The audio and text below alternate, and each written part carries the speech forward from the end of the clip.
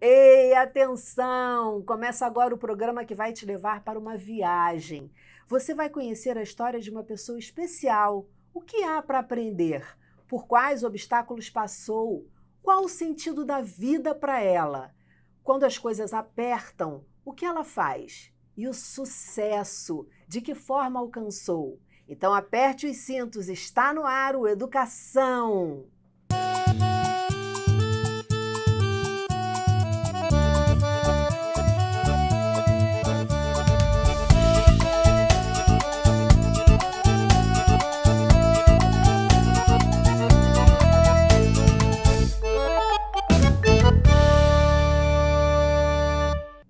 Minha convidada de hoje é a presidente do Conselho Regional de Medicina de São Paulo, o CREMESP, Irene Abramovic. Irene, um prazer recebê-la aqui no Educação, muito bem-vinda. Muito obrigado. Um alô para vocês todos. Adorei a tua apresentação. E eu já começo com uma pergunta que eu acho difícil, Vamos mas lá. vamos lá. Lidando com a vida e com a morte, Irene, qual o É. sentido de tudo isso para você? Depende do que você está falando. Se a morte dos outros, para mim, é muito doída. E, infelizmente, eu sou uma pessoa que perdi toda a família. Não numa coisa só. Minha mãe, minha avó, minha irmã, meu pai. Então, morte, para mim, é uma coisa doída. Porém, ela é doída, mas eu considero eles do meu lado, sempre. Eu não sou espírita, não tenho religião, não é isso. Mas eu sinto as coisas que minha mãe falou a vida inteira, minha irmã, não sei o quê, é como se eles estivessem ainda comigo, não estão ao vivo, né? Então a morte é muito triste para mim, porque eu fiquei muito sozinha. Mas eu tenho amigos, então eu fiz nova família, eu fui fazendo famílias de amigos. Sim, sim. Mas eu digo assim, Como como, médica, porque como por que que eu médica, ah, sim, sim. Porque como médica, assim, lidar tanto com isso, como eu quando era repórter e estava na rua lidando muito com isso, porque aqui no Rio de Janeiro, como em vários ah, centros urbanos, enfim, a violência ela é, prevalece nos noticiários. Lidar com a vida e a morte é algo para gente, vamos dizer, comum, algo que ocorre todos os dias. E eu queria saber como é isso para você, qual é a visão, se isso te dá uma visão de observadora mais ampliada sobre a vida, ou que visão te dá sobre a Então, vida? deixa eu te explicar primeiro uma coisa em relação à minha especialidade. Eu sou neurologista infantil. Então, não é uma especialidade em que a gente tem óbitos. Eu não lido. Não? Não, Não, eu muito sabia da pouco. sua especialidade, mas Não. não. Você tem Hum, deficiência, você tem quadro. Eu lido muito com alterações da fala. Então, eu não lido com morte de paciente, de eu ter que falar para a hum, família que é uma doença fatal, pela patologia que eu lido. Raramente eu tenho um tumor, uma coisa assim, mas aí eu já encaminho para o neurocirurgião, porque eu não vou ter habilidade para tratar esta patologia desse momento. Então, agora, a gente lida com morte, a gente já está lidando agora com 2 anos de pandemia, que exato. morreu gente. Quer dizer, aquela pandemia que a gente não sabia nada. Então, teve gente que entrou no hospital andando e estava entubado em 5 minutos e morto em 2 dias. Outro entrou grave e saiu bem. Outro ficou 40 dias. Era o inesperado. Infelizmente, morreram muitos colegas, muitos amigos, muito parente de amigo. Foi muito triste essa pandemia, foi realmente muito triste. Mas a gente sobrevive. Por quê? Porque a gente arregaça a manga, vai trabalhar e se sente um pouco útil e se sente fazendo coisas que ajudam muito.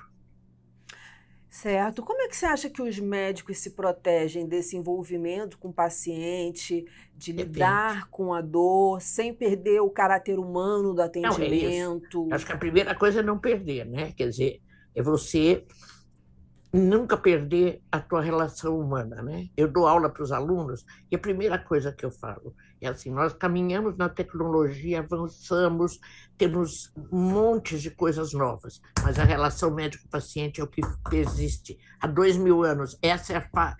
é a base da medicina. Eu olhar para o paciente, eu digo uma coisa para eles, e aprender a ouvir. Não é escutar, é ouvir, entender o que ele está falando, prestar atenção. Isso é a chave da medicina. Não é pedir exame altamente complexo. Isso também é, mas não é isso que mantém a medicina. Então, eu acho que depende muito da especialidade que o médico faz, né? Eu tive conversando muito com os caras que fazem paliativo, né? Como é que eles... Eu tinha uma curiosidade, como é que eles dão a notícia para a família e para as crianças que vai paliativar, ou seja, não há mais nada para fazer.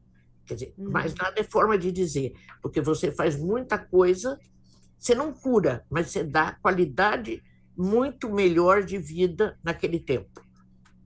Sim, Então, sim, é uma é questão de muito dar qualidade de variado. vida. Eu acho que o médico não é diferente do ser humano. Tem ser humano cru e tem ser humano humano, né? E Sim, com depende de quem ele certeza. é. E depende de quem ele é. Sabe? Se ele Com sabe abrir um certeza. sorriso, se ele sabe se envolver, se ele sabe a história desse paciente, E se ele sabe. como se envolver, né? Como se envolver sem se envolver tanto, porque A aí gente, se envolve demais, vira uma se- se- coisa, mas não se dá você para não, exercer a profissão. se você não se envolve, você não é médico. Sabe? Se É, você vê aquele doente lá no caminho, você não sabe, você sabe que ele tem uma patologia, chama todo mundo de Dona Mariazinha, ou seu Zé, ou qualquer coisa. Isso não é se envolver. Se envolver é saber quem é saber o que ele hum, tem. E até saber que a gente é limitado. Nós não vamos salvar o mundo inteiro. Infelizmente, a população do mundo não vai sobreviver para o resto da vida, né? A gente tem que se exato, preparar. A gente tem que se exato. preparar. Todos nós vamos morrer um dia. Eu tenho que dar qualidade para as pessoas e ser honesta. E, principalmente, que é uma coisa chave na medicina, respeitar o paciente. Tem paciente que eu tenho que dizer para ele, você vai ter que fazer uma cirurgia assim. Ele diz, eu quero morrer inteiro. Faz contra uma amputação, eu quero morrer inteiro. Eu tenho que respeitar, é a autonomia dele. Eu não tenho esse direito de fazer. Eu posso dizer todos os riscos que tem, mas a decisão é dele. Não posso pôr Sim, um paciente na mesa e ele acordar mastectomizado, tirando uma mama, sem ter nunca discutido com ele. claro, Exceto, lógico, na claro. urgência e emergência, né? Quer dizer, um caso de urgência e emergência, coisa. Mas senão eu tenho que dar o tempo dele pensar. Você quer pensar um pouco? Você quer. Olha, se não fizer, os riscos são esses. Porém, a decisão é sua, não é minha. Não sou eu que vou tomar a decisão. Sim, Irene, é muito importante e deve ser muito difícil, eu acredito, para o médico quando ele recebe uma decisão de um paciente que ele não concorda, que ele diria assim, puxa vida, essa pessoa poderia decidir por esse caminho, mas ela está decidindo pelo outro. E aí eu acho que deve gerar uma sensação de impotência. E eu estou te falando aqui de situações, né, que nós vivemos aqui fora, É mesmo não lógico. sendo médicos, mas que os médicos passam assim de uma forma muito, sei lá, agressiva ou forte, intensa, de Não, alguém dizer, quero morrer inteiro, é, não quero tirar meu seio, não quero tirar minha perna. é. Enfim, deve Olha, ser muito, muito, não muito sei, complicado. não E sei. dar Eu acho uma assistência humanizada, mas ao mesmo tempo não mergulhar naquela tristeza e naquela dor. mas É um equilíbrio, eu acho que é, tem que ter. Dani, é um equilíbrio, mas é um equilíbrio da tua maturidade. Não achar que você sabe o que é bom para ele. Porque eu posso achar que isso é bom para mim, eu cidadã, Adorei. e não ele. Ele tem direito de querer o que ele quer. Eu tenho a obrigação de falar para ele quais são os riscos. Eu sou uma das pessoas que mais defendo. Só quer ver a tua opinião? Ouça, é ótimo. Porque ele, por exemplo, eu fui médica de 50 anos no Hospital das Clínicas. O paciente não vai no Hospital das Clínicas consultar ele vai no HC. Ele não me conhecia. Ele passa a me conhecer lá dentro, né?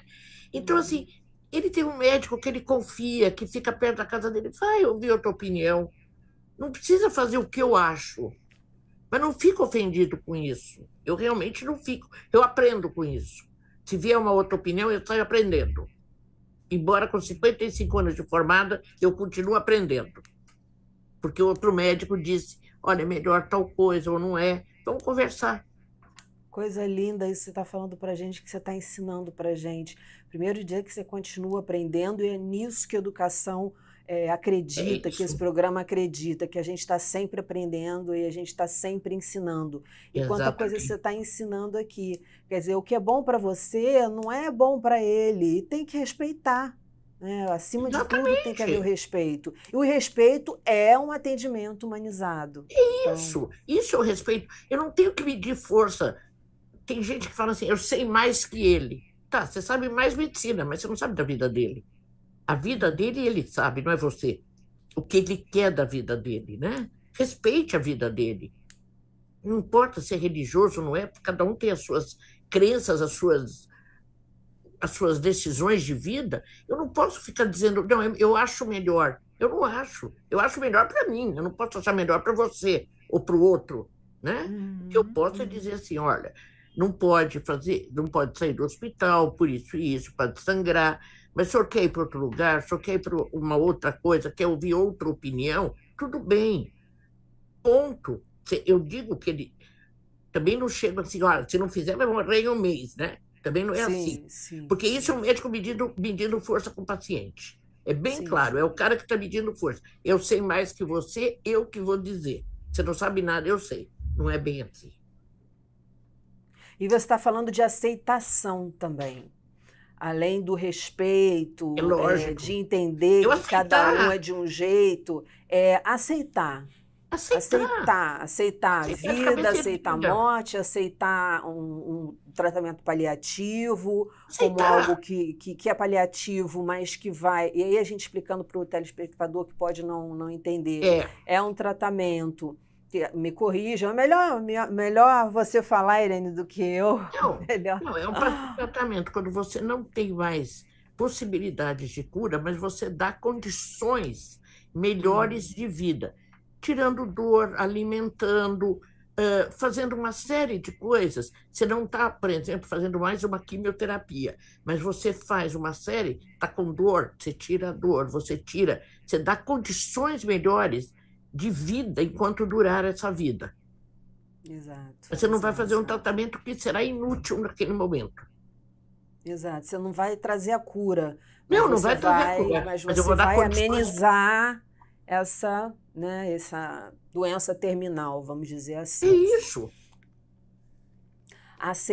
O aceitar é tão importante. Eu acho uma sabe? Eu, lição tão é, importante. De eu cada vou. entrevistado a gente escuta isso e ouvir isso de Isso. uma médica é muito E, importante ver sabe, essa você, visão. por exemplo, você tem que perguntar se ele tem religião, ele quer ouvir alguém, ou tem horror à religião, né? Eu tenho que respeitar as crenças dele, o que que ele quer perto dele, e de preferência a Que família vida ele toda. quer ter?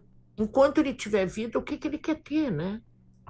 Mas eu vou tirar os sintomas dolorosos, os sintomas que piorem, né? Quer dizer, comida, água, principalmente dor, mobilização, né? Tudo isso, Respiração. tudo que estiver atrapalhando, mas eu não estou fazendo um tratamento curativo, mas eu estou fazendo um tratamento de vida. Vou chamar assim, porque eu acho que esse seria o termo exato, de uma vida melhor enquanto durar.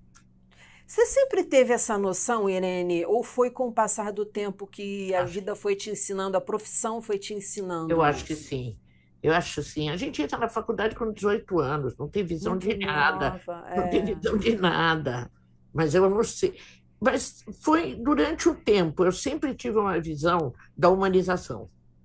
Sim. Não pelo discurso, me irrita profundamente o discurso de humanização quando a prática não corresponde.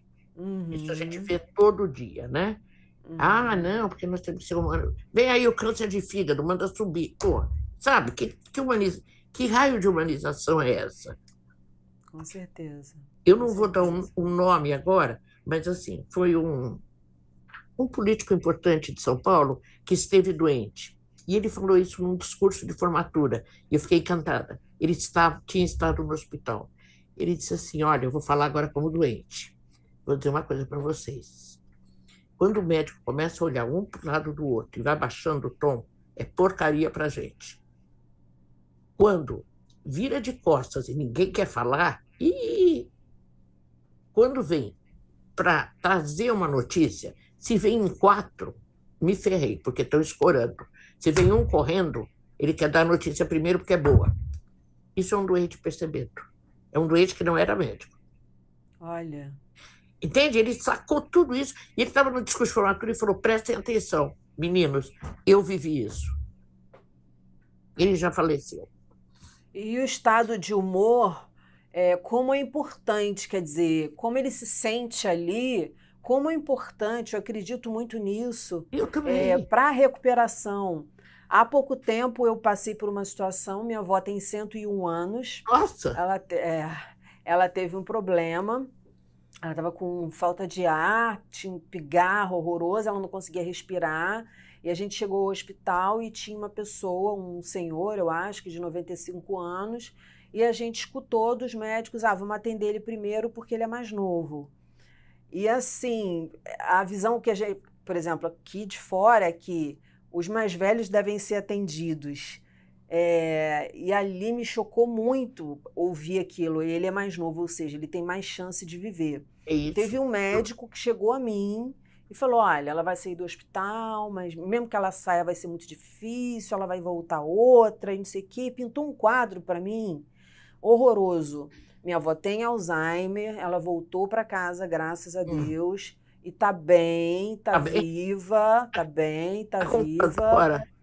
Enfim, então assim, dependendo do atendimento que você tem, isso mexe com a família e acaba mexendo também. Eu acho que né, assim, você dá critérios hoje que a gente tem de urgência é outra coisa.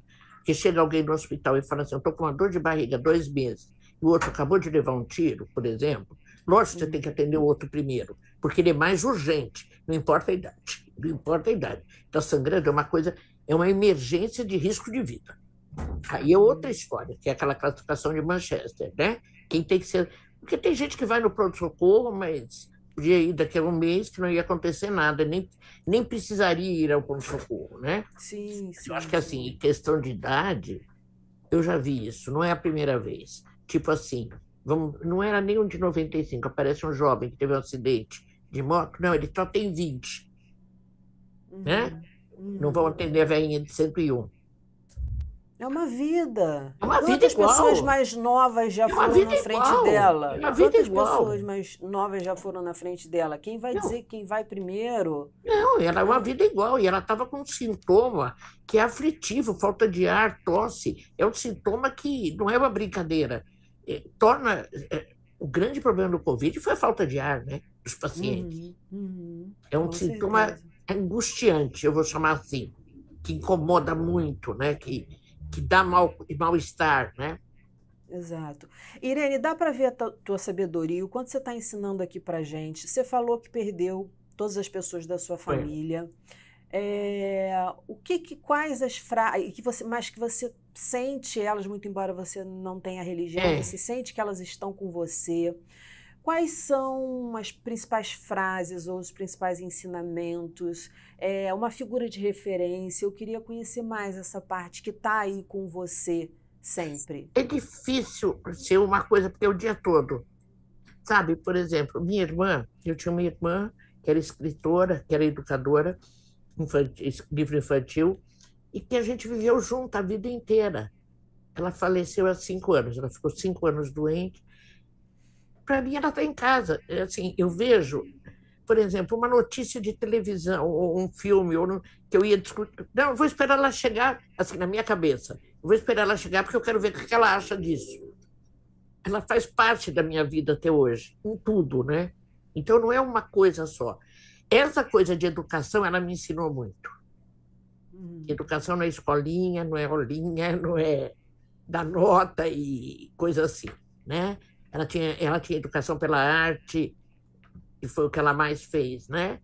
Então, assim, e minha mãe morreu muito cedo. Minha mãe morreu, ela tinha 43 anos, eu tinha 19. Nossa. Mas ela minha mãe foi a primeira vereadora de São Paulo, em 1947. Primeira vereadora mulher, eleita em São Paulo. Forte, um modelo. Eleita em São Paulo. Foi cassado em seguida, mas foi eleita aqui. Como todo mundo brincava, em cima do caixotinho, porque a campanha era de caixotinho, né? E era muito pequena nessa época, eu lembro pouco da campanha dela e tudo mais. Mas, assim, ela me ensinou tudo da vida, né? Assim, e ela foi uma pessoa muito presente. Eu nunca vou esquecer, quando eu fiz vestibular, eu não tinha passado, e ela tinha ido, a primeira vez, ela foi operada, primeira vez depois da cirurgia, ela estava em Santos. Daí ela me ligou: o que que você tem? Eu falei: nada, tudo bem, mãe. Não, você está chorando, eu vou para aí. Não, mãe, fica aí. Ela veio, falou: nós vamos no cabeleireiro. Já que não dá para mexer nas outras coisas, vamos arrumar o resto. Vamos no cabeleireiro, Que vamos comer gracinha. doce, você vai ficar de bem com a vida. Porque não passou no vestibular, não passou, não acontece nada. Entra no outro ano, sabe? Não tinha essa Ai, coisa. gente, que delícia de Então, assim, eu pessoa. todo, né? Era assim, minha mãe. Aceitação. Olha aí a aceitação. Que a É gente não isso, se dá conta não. das coisas que a gente aprende. É isso, Mas mas você está me aprendi falando disso. isso. Que fazem 60 anos. E eu não esqueci. Que acolhimento, que. É, Enfim, é, você estudou em escola pública, em sim, seguida senhora. entrou na USP. Foi. Na E sua não tinha visão, qual é. cota. E não tinha cota. E não tinha cota. Não. Na sua visão, qual foi a importância da educação desses primeiros anos aí de vida? Bom, então é assim, deixa eu começar. Primeiro eu fiz a creche, que era da Unibis, que é uma organização judaica, onde a gente ficava o dia inteiro. Uhum. Então nós ficamos dos 3 aos 7 anos. Depois, quando eu tinha 7, minha irmã tinha 9. Então minha irmã estava no terceiro ano, eu no primeiro. E como minha mãe trabalhava muito, nós tínhamos que ter uma escola semi-interna. E nós somos judeus de onde somos. E aí, assim, ela falou: escola católica quer converter.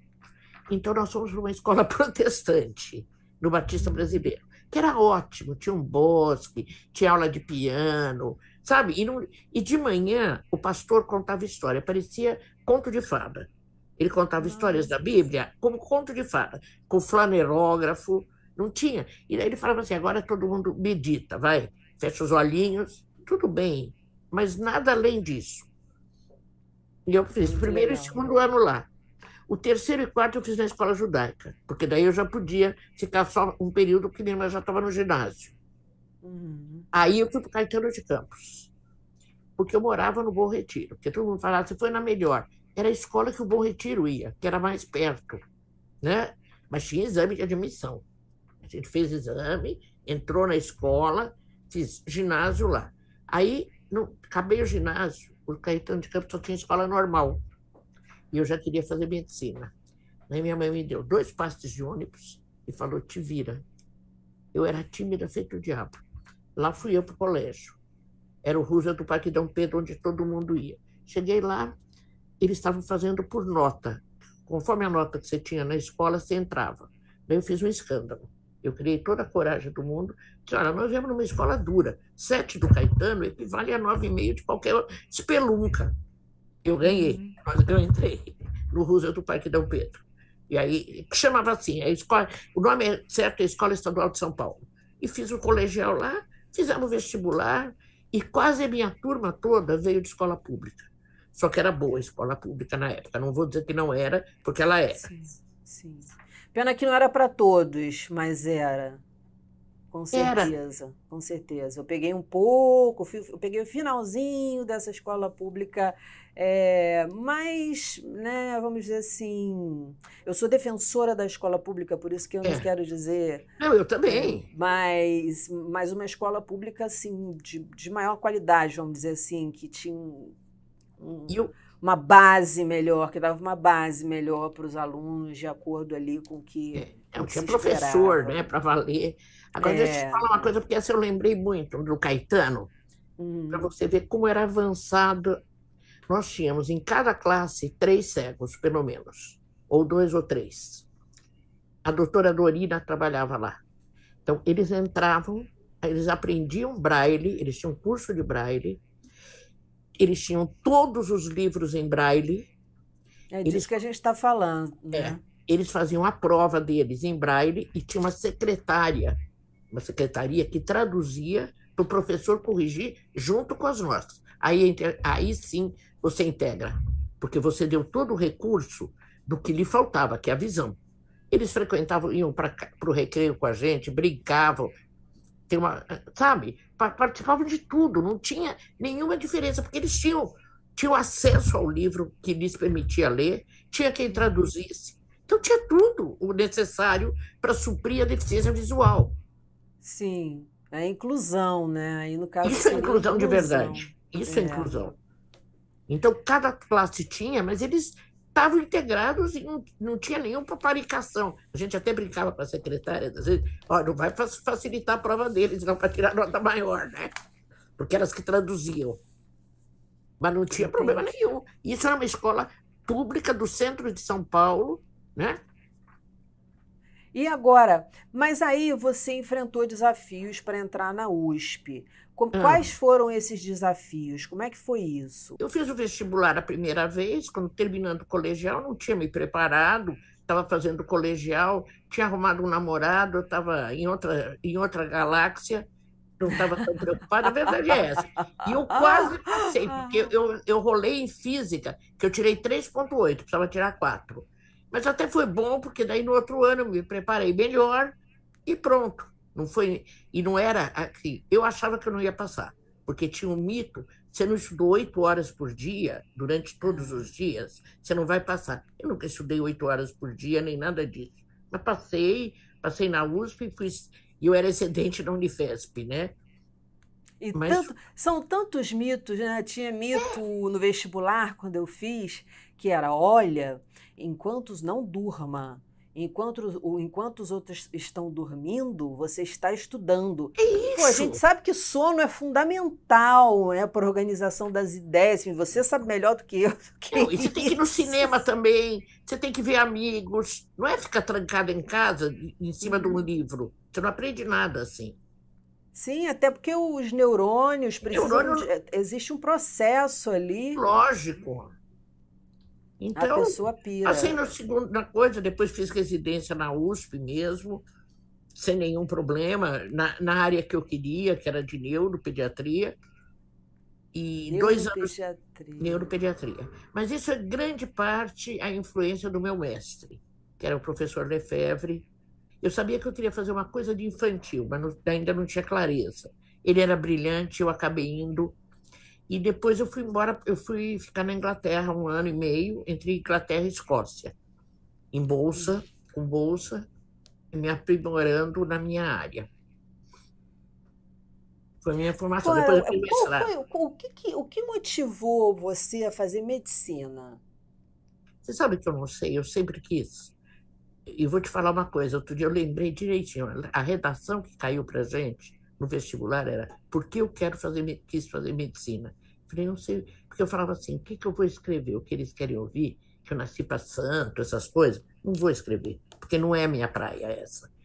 Eu sempre quis, eu não sei, eu não tenho família de médicos, eu não venho de família de médicos, mas era uma profissão que eu queria. Numa determinada época, estavam me convencendo que medicina era muito trabalhoso, não tinha fim de semana, papapá, papapá. Minha mãe falou assim, vai fazer psicologia. Eu fui fazer o cursinho. Aguentei uma semana. Falei, não, não é isso que eu quero medicina mesmo, ter logo, e vou fazer medicina. Não estou preocupada se vou trabalhar de noite ou não, né? Não É o era que eu essa. amo. É o que eu gosto, que eu amo. E estou dizendo, olha, eu tenho 56 anos de formada, eu nunca larguei a profissão. Aliás, eu falo isso sempre, viu? O médico se aposenta do vínculo empregatício. Ele não se aposenta da medicina. Você não vê ex-médico. Ele continua fazendo alguma coisa. Tudo bem, não consegue operar, está com 80 anos, faz uma coisa menor, etc. Mas as pessoas não largam de ser médicos. Você sabe o que você está me falando? Porque eu também pensei em ser médica, enfim. É. E eu vi até a 15ª temporada de Grey's Anatomy. Ah, sei. E mostra exatamente isso, aquela dedicação daqueles caras na residência e os caras não comem. Aí eu fiquei perguntando, será que é isso mesmo? Será que rola assim mesmo? Porque a gente fica na dúvida, né? Em Porque é parte uma rola. dedicação, é uma coisa, assim, Não existe mais nada para eles, não Não, existe não, se você família, não. olhar, não, essas séries, eu assistia também, eu assisti muito o ER, Hum, que eu gostava muito, que é Emergency Room. Se você olhar, e Dr. House também, a equipe são 3, 4 pessoas, não existe o resto do hospital, porque tudo se limita a eles, né? Eles fazem tudo, sim, e não sim, sim. existe isso. Você não vê a É, tá equipe. sempre estudando e sempre. Não, são só Ah, eles. quando chega um tumor, é tipo, é uma espécie de celebração, porque é um desafio para eles, porque eles vão aprender, eles vão salvar a vida de alguém, eles vão ter essa É, capacidade de isso é ajudar, filme também. entendeu? Agora, hoje, está nos preocupando muito essa nova geração. Tem muita gente dos novos mesmo, saem, que querem só dar 2 plantões por semana e ir para balada no fim de semana. Não é fazer Uhum. medicina. Medicina eu tenho que ir todo dia num lugar, ter vínculo, saber quem é o eu. Eu não posso dar um dia para plantão aqui, no outro dia ali, que eu não tenho vínculo nenhum. É uma das coisas que eu Sim. mais falo para eles. Vocês têm que criar vínculo, você tem que saber quem está lá. O teu doente que você viu hoje, você viu outro dia, você não volta mais. Que é isso? Isso não é medicina, que satisfação você pode ter depois de dizer, eu tratei uma. Primeiro que assim, a primeira coisa que eu falo, vocês sabiam que doente tem nome? Eles olham Ai, meio assim. adorei. E o médico também tem. O médico não é aquela de cabelo comprido, a de cabelo curtinho, gordinho, de óculos, o que manca, qualquer característica, né? Uhum. A gente tem nome e eles têm nome. Isso já significa muita coisa, porque na hora que você pede um nome, é uma história de vida que vem junto. Não é só o nome.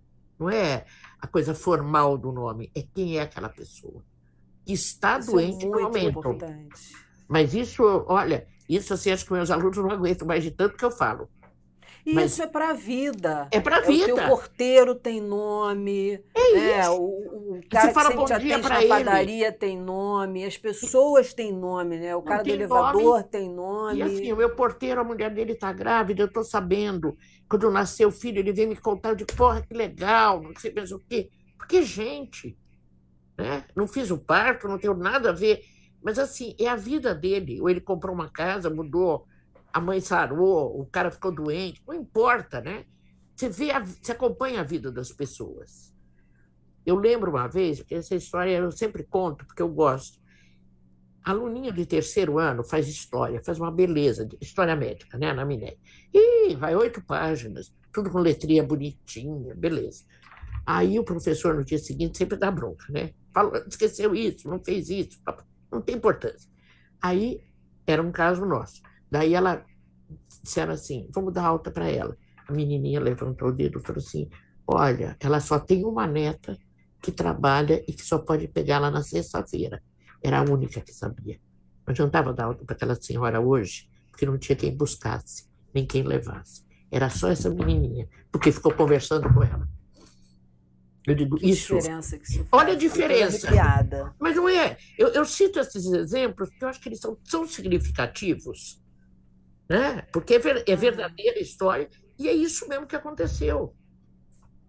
E a gente, todo mundo falou, tá vendo a diferença? Ela esqueceu de perguntar um exame qualquer, uma bobagem, mas ela não esqueceu de que a pessoa não tem para onde ir antes de sexta-feira, que a neta só chega na sexta. Irene, conta uma história assim, ou mais, quantas você quiser, embora a gente já esteja chegando lá para o finalzinho Ah, do programa, que tenha te emocionado, tanto com seus alunos ou com pacientes, algo que tenha te emocionado. Você está ensinando tanta coisa para a gente aqui, tinha tanta pergunta para te fazer olha, da tua carreira e tal, mas eu quando acho você que você já está quiser, mostrando tudo. quando você quiser, adorei conversar com você, adorei. Mas eu acho que você já está mostrando tudo para a gente. O principal você já está mostrando e o motivo de você ocupar a cadeira que você ocupa, sabe? É assim, eu estou emocionada. E eu quero ouvir de você, Eu duas histórias. antes de terminar esse programa, história ou histórias que tenham te dado assim alguma lição, ou te É. emocionado, ou enfim, que você traga, o que você Eu vou quiser trazer aqui para gente. contar uma que é bem pequenininha, que era um paciente que eu atendi no HC, e o filho disse para mim, doutor, ela é cega. Eu digo, qualquer coisa, eu perguntei o que tinha acontecido. Não, é que ela carregou um negócio na cabeça e a menina dos olhos morreu. Você já viu que coisa mais linda?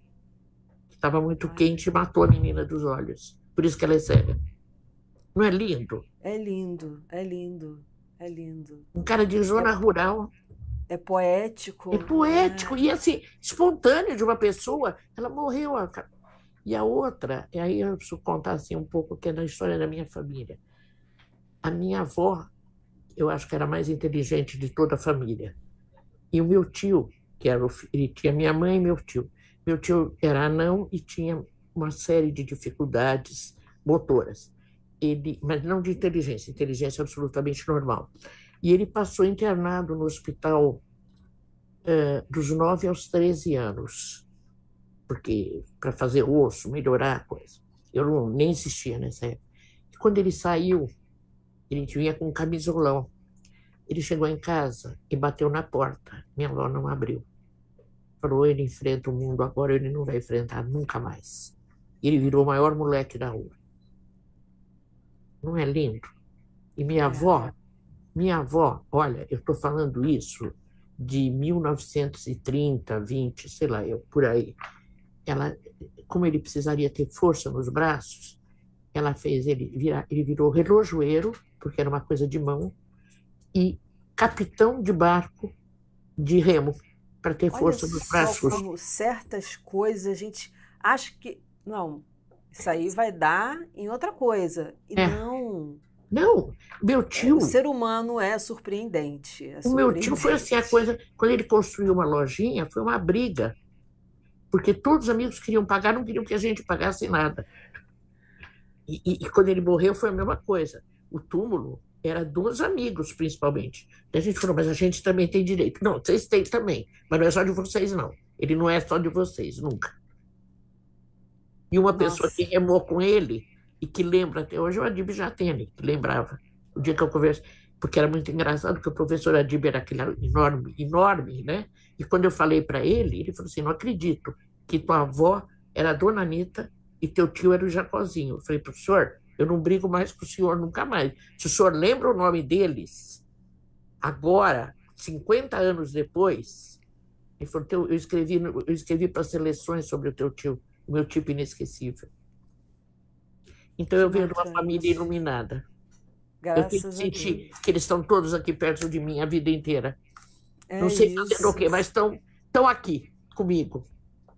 Eu não Ai, tenho que dúvida. lindo, que lindo, que lindo. Bati até no microfone aqui. É, eu fugi da mesa já.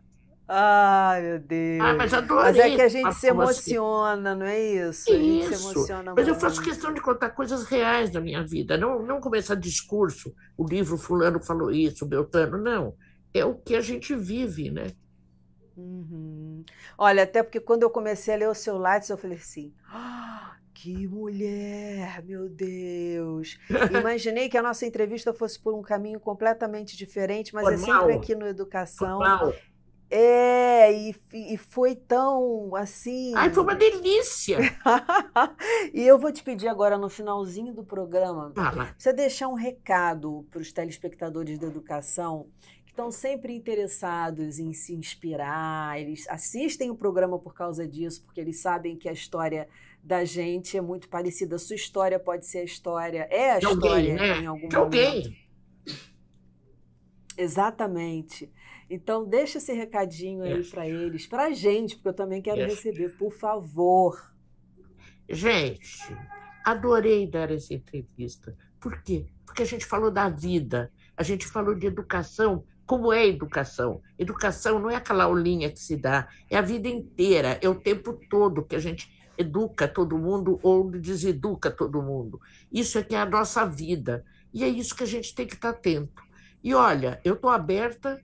Depois, se quiser, a gente passa o meu e-mail. Quem quiser ter dúvidas, estou às ordens. Adoro contato com gente. E Quer, adorei essa entrevista. quer passar logo o seu e-mail? Posso. É, Então, e melhor é o seguinte: diretoria, arroba cremesp.org.br. É facinho. ir de Irene, não é? Não, Dir. O meu é Direne. Dir, Depois, dir. Dir. É diretoria.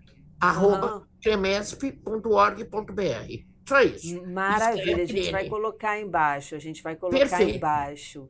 E para terminar, porque eu ainda tenho um Ai, tempinho, que bom, que bom. o sentido da vida é Viver. É ter amigos, perfeito, é viver, é curtir a vida. perfeito, maravilha. Irene, um beijo enorme. Outro para você. Muito Amei. obrigada pela Eu que entrevista. agradeço. Aprendi muito, muito, muito. Porque às vezes a gente fica ouvindo as frases, não sei se isso acontece com você, mas uma hora assim cai a ficha.